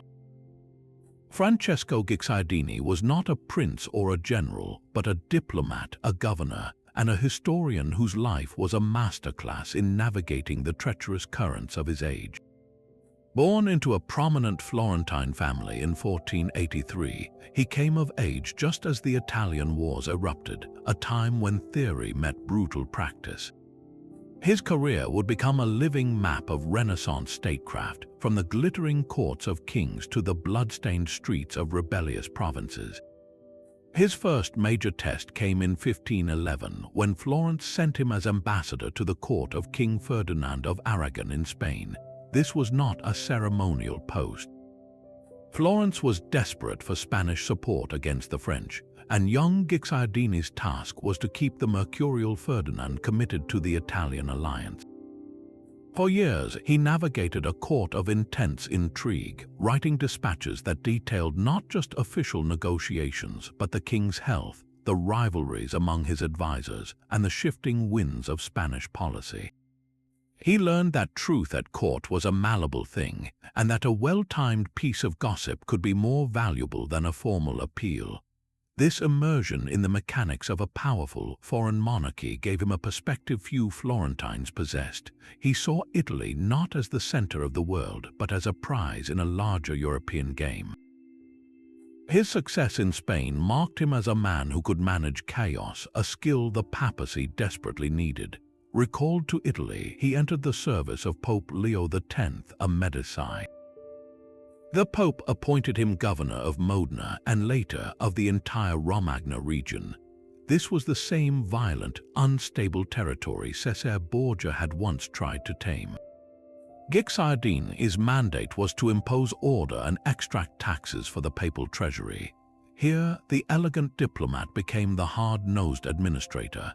His daily reality was a whirlwind of competing threats. He faced rebellious local nobles who despised papal rule, bandits who controlled the hills, and the constant shadow of invading French or imperial armies. To govern, he employed a mix of calculated leniency and ruthless force. He might pardon a minor rebel to win over his faction, then execute a notorious bandit leader and display his head on the city walls as a warning. He balanced budgets, raised militias, and wrote endless reports to Rome, all while knowing his authority could vanish overnight if the Pope died or a foreign army arrived. This was power in its rawest, most granular form, not about grand strategy, but about keeping the roads safe and the grain flowing amid perpetual crisis. It was in this crucible that his most famous work was forged, not a history book, but a collection of personal notes known as the Ricordi or Maxims. The Ricordi are the unvarnished diary of a professional survivor. Written over his lifetime, they contain no noble ideals or philosophical flourishes. Instead, they offer cold, practical advice drawn from the front lines of failure and success. They read like the rules of a game where the stakes are your life, your fortune, and your state. Consider some of his blunt observations. He wrote, "Since all cities and all provinces are by nature full of envy, it is a prudent course to conceal your advantages as much as you can." In other words, never let your neighbors see your full strength, for it will only unite them against you. on trust, he advised, do not allow yourself to be persuaded that because a man has a reputation for being good, he will therefore be good in dealing with you. Reputation was a mask, and wise men looked at interest, not character. Perhaps his most famous maxim cuts to the heart of Renaissance morality. When the safety of the fatherland is at stake, there should be no consideration of what is just or unjust, merciful or cruel, praiseworthy or shameful. Survival justified any means. This was not cynicism for its own sake, but a sober reflection of the world he inhabited, a world where a single misjudged alliance could lead to sack and ruin. Guicciardini had seen popes break treaties, kings betray allies, and friends become enemies over a slight. His advice was a suit of armor for the soul, designed for those who had to make terrible choices with imperfect information. His final great test came during the catastrophic siege of Rome in 1527, when mutinous troops of the Holy Roman Emperor Charles V descended on the city. Guicciardini was serving as a lieutenant to Pope Clement VII, another Medici, who was trapped in the castle of Sant'Angelo as the city burned. In the frantic, desperate negotiations that followed, Guicciardini was in the thick of it, trying to ransom the Pope's freedom and salvage something from the disaster. He witnessed the complete collapse of order, the end of an era. The sack of Rome proved every dark lesson in his recorded true. It was this experience that led him, in his later years, to write his monumental history of Italy, a detailed, analytical account of the wars that destroyed the peninsula's independence. He wrote not as a patriot mourning a lost golden age, but as a clinical diagnostician dissecting a fatal illness. He traced how short-sighted ambition, a failure to understand the new scale of power, and an addiction to clever, temporary fixes had led to irrevocable disaster. Francesco Guicciardini represents the pinnacle of Renaissance political intelligence. He was the spy who saved Florence through information, the governor who held territory through calculation, and the historian who preserved the era's hard truths for posterity. His legacy is the ultimate insider's report, a reminder that in the shadow game, the most valuable weapon was not a dagger or a cipher, but a clear-eyed understanding of human nature stripped of all illusion. Guicciardini wrote his maxims in private, but one of his contemporaries dared to publish the rulebook. In 1513, a disgraced Florentine diplomat, stripped of his position and tortured by the state, sat down in his country villa to write a job application. The man was Niccolo Machiavelli. The job he sought was to advise the new Prince of Florence, Lorenzo de' Medici, the very man whose family had ruined him. The book he produced was The Prince, a slender volume that would become the most notorious political treatise ever written.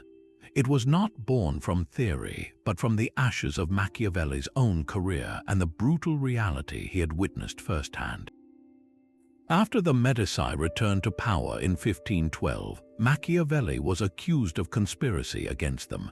He was imprisoned in the dreaded Bargello, subjected to the strappado, a torture where his arms were tied behind his back and he was dropped from a height, dislocating his shoulders. He confessed to nothing, was released, and banished to his small estate outside Florence. It was there, in forced exile, that he distilled a lifetime of observation into a cold, clear analysis of power. He had served the Florentine Republic as a diplomat for 14 years. He had negotiated with kings, popes, and the infamous Cesare Borgia, whose capture of Sinigaglia he witnessed.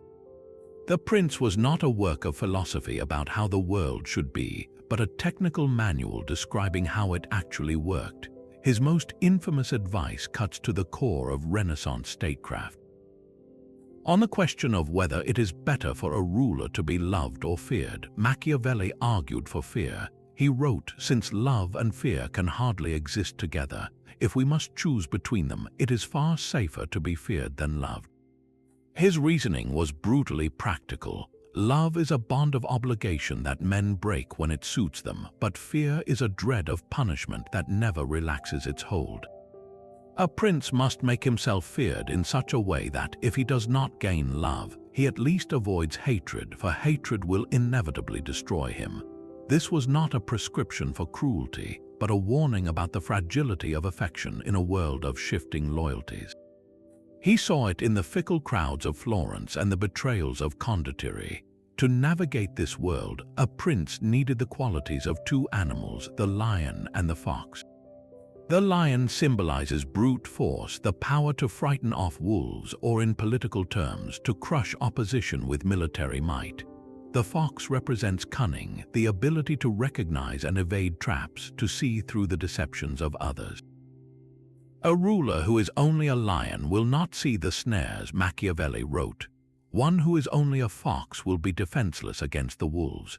The successful prince must know how to use both natures, and to use the fox's nature especially when keeping a promise or obeying a treaty would work against his interests. This was the ultimate justification for deception in statecraft, a direct reflection of the double-dealing treaties and secret clauses that defined Italian diplomacy. Machiavelli was not inventing this duality, he was documenting it, having watched masters like Ferdinand of Aragon and Cesare Borgia play the fox with devastating skill. This leads to the most misunderstood phrase associated with him, that the ends justify the means. Machiavelli never wrote those exact words, but the concept pulses through every chapter.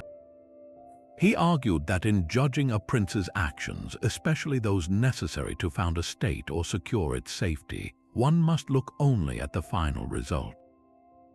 If the outcome is order, stability, and the preservation of the state, then the methods used, however harsh or deceitful, are justified and will be praised by everyone. He pointed to the founder of Rome, Romulus, who killed his own brother to establish the city. The glorious result, the Roman Empire, sanctified the bloody deed. For Machiavelli, morality was not a set of universal rules, but a tool in the prince's arsenal, to be used or discarded based on necessity. In a landscape where popes launched wars and bankers engineered bankruptcies, conventional morality seemed a luxury no successful ruler could afford. Machiavelli's genius was his clinical detachment. He did not write The Prince to condemn the behavior he described, nor to celebrate it. He wrote it as a scientist dissecting the mechanics of power, removing the veil of pious rhetoric to show the gears and levers underneath. His model prince was Cesare Borgia, whose rapid conquest and ruthless consolidation of power Machiavelli admired as a near-perfect technique, even as he noted Borgia's fatal reliance on papal fortune. The book was, in essence, a report from the front lines of the Italian Shadow War, systematizing the lessons that rulers like the Sforza, the Borgia, and the Medici had learned through trial and bloody error. It was the first true work of modern political science because it separated politics from ethics and theology, studying power as its own independent force. The legacy of The Prince is the doctrine of realpolitik, politics based on practical objectives and material factors, not on ideals or morality. It is the intellectual foundation for the cold calculation of national interest, for understanding that states operate in an arena without permanent friends or enemies, only permanent interests. Born from the crucible of Italian city-state intrigue, where survival depended on reading secrets and anticipating betrayal, Machiavelli's manual taught the world a sobering lesson. To survive in a game without rules, you must first understand that there are none, and then you must learn to write your own. Machiavelli's cold logic exposed a tragic pattern. The very political intrigue that animated the city-states, the endless game of checks and balances, carried within it the seeds of its own destruction. For all their brilliance, the Republican experiments of places like Florence proved fragile under relentless pressure, gradually trading their hard-won liberty for the perceived safety of one-man rule. This shift from republic to principate, from shared governance to personal dominion, was not a sudden coup but a slow, calculated erosion, often engineered by the masters of the shadow game themselves. Florence offers the clearest autopsy of a republic's decline. Its system was designed to prevent tyranny, with officers chosen by lot and short terms to rotate power. Yet this very structure made it slow, fractious, and vulnerable in a crisis. When an enemy army approached or a banking collapse loomed, the councils would descend into gridlock. This is where a figure like Cosimo de' Medici stepped in. He did not seize power in a dramatic revolt. Instead, he positioned himself as the indispensable fixer. During a financial panic or a diplomatic emergency, his vast network of creditors and spies allowed him to act with a speed and decisiveness the Republic could never match. He would arrange a loan to cover a sudden debt or use his foreign contacts to defuse a threat, all while his propagandists framed these actions. They whispered a compelling, fear-based narrative to the weary public. Look at the chaos of debate and indecision. Only one man with his resources and connections can guarantee our security and prosperity. The Republic, they argued, was a luxury the dangerous world could no longer afford. This playbook was perfected by his descendants. Lorenzo the Magnificent, after surviving the Pazzi conspiracy, leveraged the city's outpouring of loyalty and fear to centralize authority further around his person. The Republican institutions remained, the councils still met, the offices were still filled, but the outcomes, the real decisions, were increasingly made in the Medici palace before the public debate even began. The family managed elections, controlled key committees, and used their patronage to ensure that the most influential citizens were, directly or indirectly, in their debt. The forms of liberty were preserved, but the substance had been hollowed out. The people, exhausted by external wars and internal plots, often acquiesced. Stability, even under a soft tyranny, began to feel preferable to the volatile freedom that seemed to invite constant danger. Venice, by stark contrast, presents a fascinating exception. Its oligarchic republic, ruled by a closed circle of noble families, survived for centuries with remarkable stability. Why did the Venetian system endure while Florence's crumbled? The answer lies in its architecture of suspicion. Venice institutionalized intrigue to preserve the state, not to elevate an individual. The Council of Ten, the anonymous denunciations, the complex electoral procedures, all were designed to atomize power and foster mutual surveillance among the ruling class. No single family could amass the unchecked influence of the Medici because the system was engineered to make everyone a potential informant against anyone who grew too powerful. The state itself was the permanent prince, a cold, impersonal machine that demanded loyalty to the system above loyalty to any man. This created a different kind of stability, one that was often rigid and oppressive, but which proved resistant to the charismatic strongman who promised salvation. The Condottieri states like Milan followed a more violent path to the Principate. Here, the external threat was not just diplomatic but literal armies at the gates. In such an environment, the argument for a single military commander was visceral and immediate. Francesco Sforza did not need to subtly undermine Republican institutions. There were none to undermine. He presented his mercenary army as the only bulwark against annihilation. The choice he offered was brutally simple: accept my rule and have order, or reject it and face the chaos and slaughter that will surely follow. His power was born from the direct application of force, but it was sustained by the very real perception that he alone could provide the security the fractured region craved. In every case, the rise of the prince was sold as a necessary remedy for the diseases bred by the Republican system itself. The factionalism, the corruption, the slow response to crises, all were amplified by masters of intrigue to justify their own accumulation of power. They became the physicians who deliberately worsened the illness to prove they were the only cure. This is the ultimate irony of Renaissance political intrigue. The art of the secret deal, the coded letter, and the strategic betrayal, which flourished in the competitive space between independent states, ultimately consumed the internal political diversity of those states themselves. The tools meant to gain an advantage over a rival were turned inward, dismantling shared governance in the name of preserving the community from those very rivals. The quest for perfect security, in the end, demanded the sacrifice of the liberty that had made the contest so vibrant and so dangerously brilliant in the first place. The same brushstrokes that captured divine beauty also painted lies of divine right. In the galleries and chapels of the Renaissance, the political shadow war found its most enduring propaganda, a language of symbols understood by every educated viewer. Art was not a separate realm of pure expression. It was the final, polished weapon in the arsenal of power, used to sanctify rule, threaten rivals, and rewrite history in brilliant, permanent color. To commission a masterpiece was to control a piece of reality itself. Consider a seemingly sacred scene, Sandro Botticelli's Adoration of the Magi, painted for a Medici patron. On the surface, it depicts the three kings venerating the infant Christ, but look closer at the faces of the wise men. They are portraits of Cosimo de' Medici, his sons Piero and Giovanni, and his grandsons Lorenzo and Giuliano. Even the artist included a self-portrait gazing out at us, a witness to Medici glory. The message was breathtaking in its audacity. It linked the family not just to biblical wisdom, but to the act of worship itself. They were the modern magi, the bringers of gold and wisdom to Florence, their rule framed as a holy epiphany. This was soft power rendered in exquisite tempera, transforming bankers into saints before the eyes of God and man.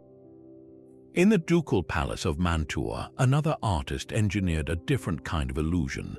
Andrea Mantegna's fresco cycle in the Camera degli Sposi, the Room of the Spouses, is a triumph of political theater. On one wall, the ruling Gonzaga family is portrayed in a relaxed, intimate scene, their loyal dogs and dwarves beside them. It feels candid, but every detail is staged. The arrangement of figures establishes hierarchy. The classical architecture in the background speaks of imperial ambition, and the illusionistic ceiling, painted to look like an open oculus to the sky with cherubs peering down, suggests divine favor looking directly upon this family. Most cunning is the group portrait on the opposite wall, showing the Marquis meeting with his son, a cardinal, and a courtier. This was a permanent, public record of a crucial diplomatic alliance, a painted treaty that could never be torn up. The room itself became a tool of statecraft, impressing visiting ambassadors with the Gonzaga's sophistication and stability, all without a word being spoken. These grand fresco cycles in palaces were the biographical films of their day, designed to glorify a dynasty's fabricated past and promised future. They depicted mythical founders, heroic battles, and wise judgments, creating an unbroken lineage of virtue and strength that often bore little resemblance to the violent, opportunistic grabs for power that truly built the family fortune. A visitor walking through these halls was meant to be overwhelmed by the weight of this manufactured legacy, to feel that challenging such an ancient, glorious house was unthinkable. Even individual portraits were dense with political code. A ruler might be painted in profile, like a Roman emperor on a coin claiming imperial authority.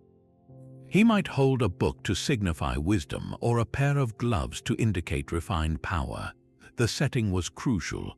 A window showing a peaceful, well-ordered landscape under a clear sky communicated that his rule brought prosperity and calm.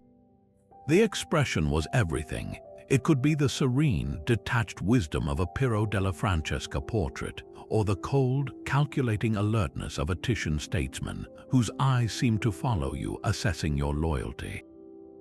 These faces were not meant to reveal inner life, but to project an ideal of governance, whether benevolent or formidable. The artists themselves were far from naive pawns. They were highly paid professionals navigating the same treacherous currents as their patrons. To accept a commission from the Medici was to choose a side, to become part of their visual machine. An artist's skill at flattery, at encoding the right messages, directly impacted his career and his safety. they became willing participants. Their genius lent to the cause of constructing a believable fiction of power. In this light, every cathedral altarpiece funded by a banker, every palace fresco of a mythical battle, every portrait of a steely-eyed duke was a move in the game. It was a bid for immortality, yes, but more urgently, it was a claim to legitimacy in the present.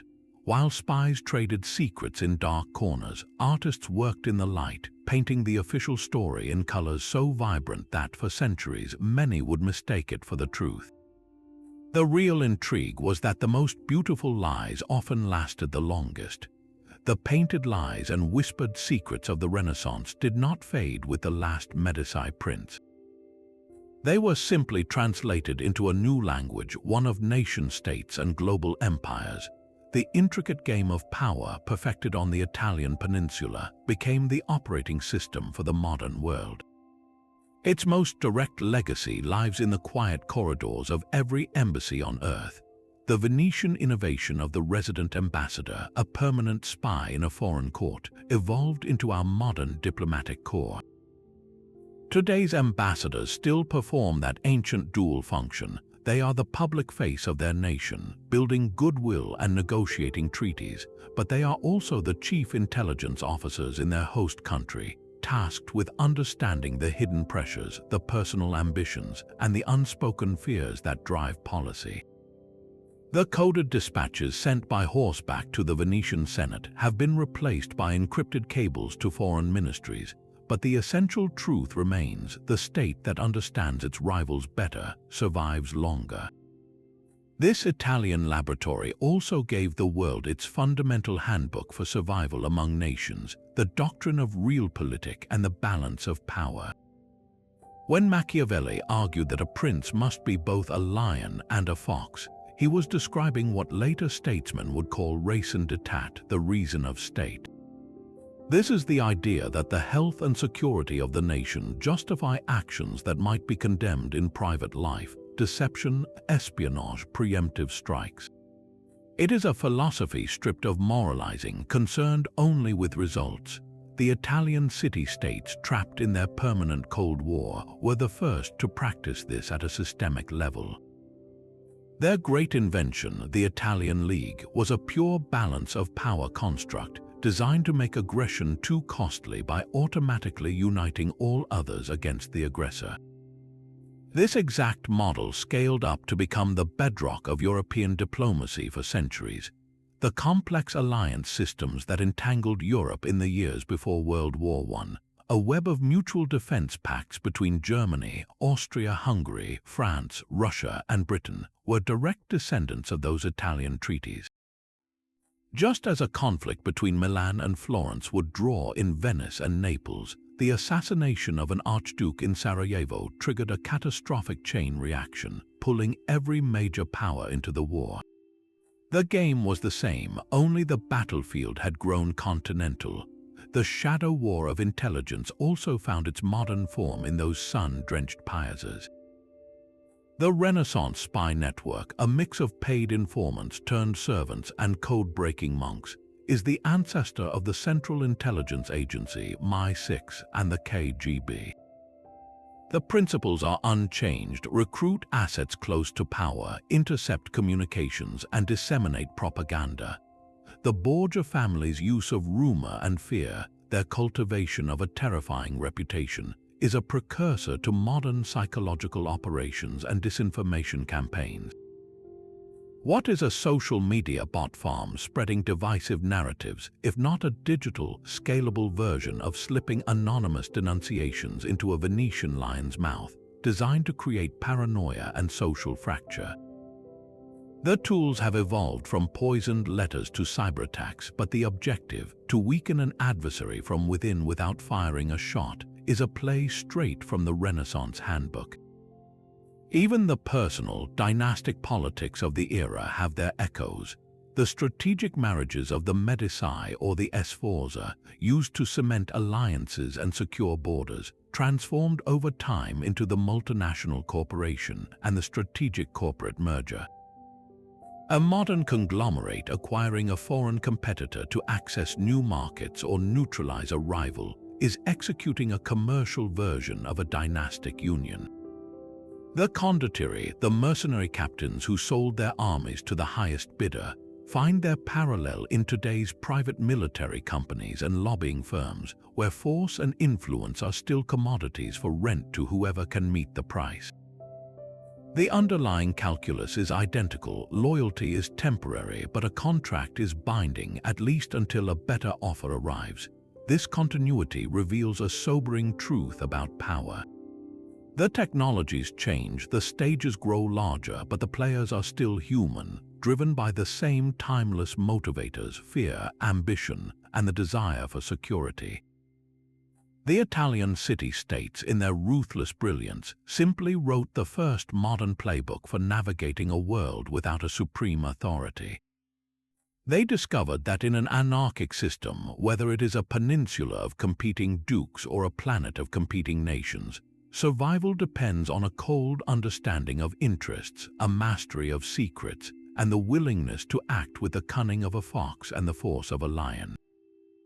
Their world of whispered deals and beautiful deceptions did not end with the cannons of foreign kings. It simply went global, proving that the most enduring inventions of the Renaissance were not in art or architecture, but in the dark art of statecraft itself. But for every secret the archives have reluctantly surrendered, a dozen more remain locked in shadow. The very nature of political intrigue ensures that the full truth is the first casualty, leaving behind a trail of tantalizing, unanswered questions that still captivate historians and amateur detectives today. Take the brutal murder of Galeazzo Maria Sforza in the church of Santo Stefano. We know the three noblemen who wielded the daggers: Giovanni Andrea Lampunani, Girolamo Olgiotti, and Carlo Visconti. Their motive was clear: to rid Milan of a sadistic tyrant, but the enduring mystery is not the who or the why, but the who else. The plot was too sophisticated, the access too perfect. Many historians are convinced the assassins were merely the blades in the hands of a far more powerful puppeteer. Suspicion immediately fell on Galeazzo's own brothers, who stood to inherit his throne. Others point to the neighboring rulers of Mantua or Ferrara, who would benefit from a weakened, chaotic Milan. Or was it a faction within the Milanese court itself, weary of his erratic cruelties? The official inquest, controlled by the new regime, had every reason to stop the investigation at the immediate perpetrators. The real mastermind, if one existed, vanished into the historical fog, a ghost in the machinery of the murder. Then there is the legendary Borgia poison, Cantarella. For centuries, it was accepted as a terrifying fact, the family's signature weapon, but modern forensic historians have begun to pick apart the myth. No recipe has ever been found in Borgia papers. Many of the sudden deaths attributed to them, like that of the wealthy Cardinal Giovanni Michiel, can be plausibly explained by the era's common ailments like malaria or typhoid fever. So was Cantarella a real, sophisticated toxin, its formula so closely guarded it died with the family? Or was it something even more clever, a powerful psychological weapon? By encouraging the rumor that they possessed an undetectable poison, the Borgias could paralyze their enemies with fear. A rival would fall ill from natural causes, and the terrified whispers would begin: "The Borgias have done it again." This aura of supernatural menace allowed them to claim credit for deaths they had nothing to do with, amplifying their reputation for ruthless omnipotence. The mystery, then, is not just about chemistry, but about perception. Which was more potent, the poison in the cup or the poison in the mind? Some secrets were buried with the great players themselves. When Lorenzo de' Medici drew his final breath in 1492, what truly died with him? We know the public facts: his struggles with gout, his political worries. But Lorenzo was the ultimate networker, the spider at the center of a web of confidential agreements and personal promises. What were the terms of his private pact with King Ferrante of Naples, the one that saved Florence from invasion? What hidden concessions did he make to the Ottoman Sultan to secure favorable trade terms for Florentine merchants? His personal correspondence, much of which was likely deliberately destroyed after his death, held the keys to these shadow agreements. The greatest loss may be the unrecorded conversations, the glances exchanged across a room, the tacit understandings that held his delicate balance of power together. His death created a vacuum not just of leadership but of context, leaving his successors to puzzle over alliances they did not fully comprehend, a puzzle with missing pieces we can never recover. This is where the modern detective work begins, in the archives. Recent scholarship is not finding dramatic confessions, but slowly eroding the certainty of old narratives through 1,000 small corrections. Digital analysis of handwriting across thousands of letters is identifying anonymous scribes, revealing which secretaries worked for multiple rival courts, unmasking potential double agents. Economic historians cross-referencing banking ledgers with political events can now trace the flow of a bribe from a Medici branch in Rome to a cardinal's cousin, then to a vote in a papal conclave, connecting financial transactions to political outcomes with new precision. Even climate science plays a role, as tree ring data and harvest records help historians understand whether a political crisis was triggered by a bad harvest and bread riots, rather than a simple lust for power. These tools allow us to see the hidden pressures, the invisible hands of famine and debt that often guided the visible hands of princes. Yet for all our technology, some walls remain impenetrable. The most sensitive communications were never written down. The most damning orders were delivered in a whisper in a garden with no witnesses. The Renaissance understanding of segreto, meaning both secret and discretion, was a sacred principle. This is the final, frustrating truth of historical intrigue.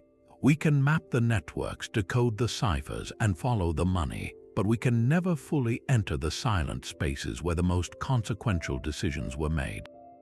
We are left standing at the edge of the labyrinth, hearing echoes from within, piecing together the path from the footprints left in the dust.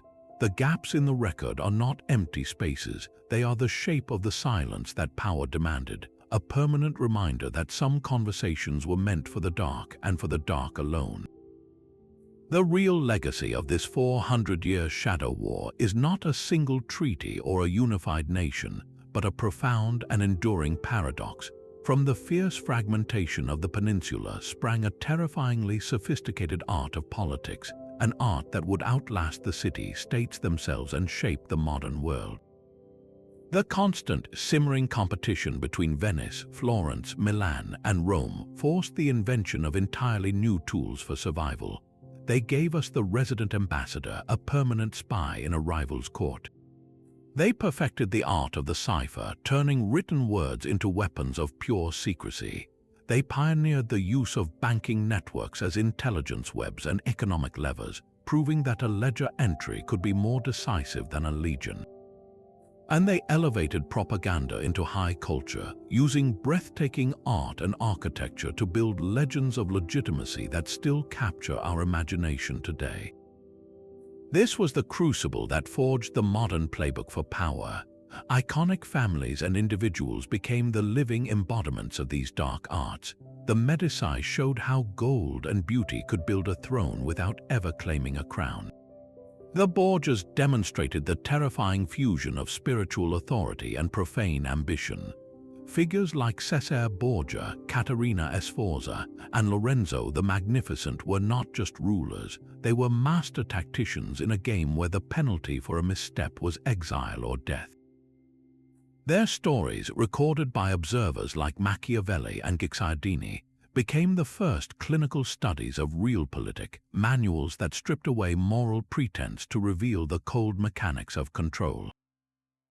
Yet for all their brilliance, their rivalries carried a tragic, self-destructive seed. The very intrigue that made them formidable neighbors made them helpless against outsiders.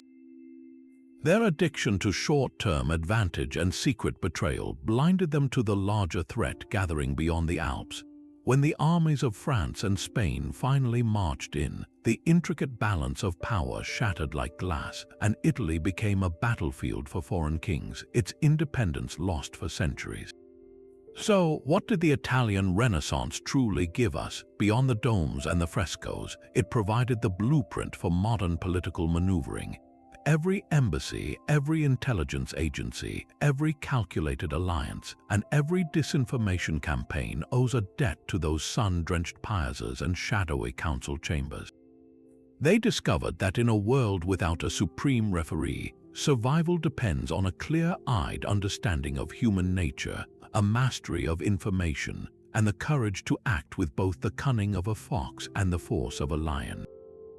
Their era whispers a timeless truth about power, ambition, and secrecy, that these forces are constants, merely dressed in the fashions of their age.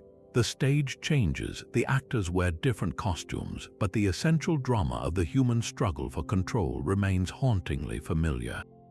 We leave you with this question after this journey through the labyrinth: which city, state, or figure captivated you the most? Was it the cold, efficient machine of Venice, the brilliant patronage of Medici Florence, or the ruthless ambition of the Borgias? Let us know your thoughts in the comments below, and if you enjoyed this deep dive into the mysteries of history, be sure to subscribe.